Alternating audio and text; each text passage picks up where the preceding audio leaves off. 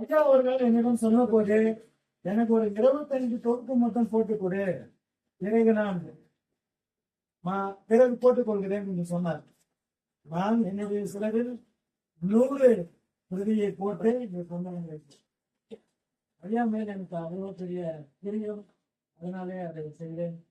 இந்த ஐயா சொன்னது போல போகும்போது ஐயா ஒரு உண்மையாவது வாங்கி கொண்டு மிக்க மகிழ்ச்சி.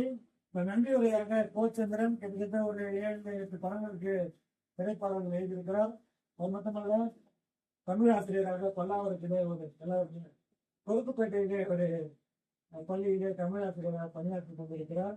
அவருடைய கவிதை தொகுதியும் இப்போது நம்ம சங்கத்தின் சார்பாக வெளியிட தயாராக இருக்கிறோம். அவருக்கு ஒரு நன்றி.